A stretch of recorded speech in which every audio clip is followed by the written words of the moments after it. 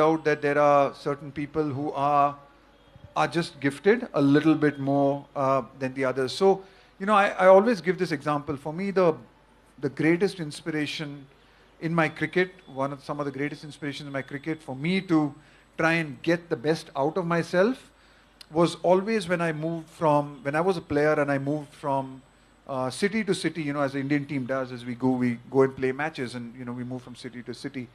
And you would, every time when we went to a different city, we would have practice sessions there, and people would come to bowl to us. People would come to bowl to us, or they'd come to our nets, and they would come there, and they sort of bowl to the Indian team and bowl to all of us.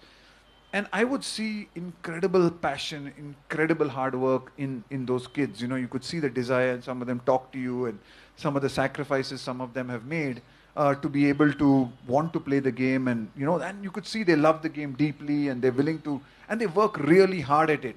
But you could, honestly, you could just see that irrespective of however hard some of them worked, it was not going to happen, right? It was just not going to happen, and I. Sometimes people say, oh, if you just work hard at something, you can do it.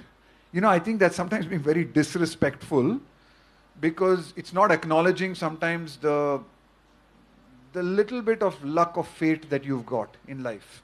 I think you've got, and I was lucky. I can't explain it, but I just had a gift in this game. I had a certain talent in the game. And I think acknowledging that for me was very important, because I could see other people who had the same drive, the same passion.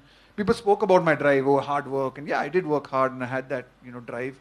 But I also had something. I had a little bit of luck. I had a little bit of a gift, which was given to me. But having said that, and I think that's, as you get to the top of the pyramid, and as you get closer and closer to the top, and as you play at an elite level or an international level, everybody has those gifts. Right? Then you're starting to compete with people who all have those gifts. And that's where then it really matters as to what you do with those gifts and what you do with those challenges.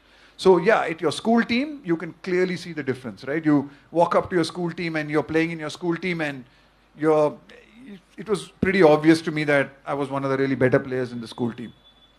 Because the other guys loved the game, but just didn't have the ball sense or didn't have that.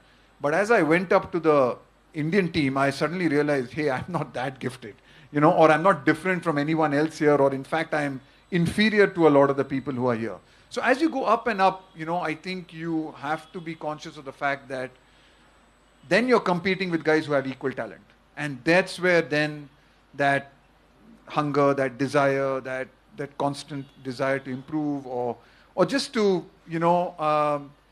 start understanding yourself better as a person, and just all those other various factors that you mentioned come into play. So I don't know if that answered your question. So it's a bit of both. Interesting. So and I think you can't be exceptional or world class at something without being lucky and given some gifts.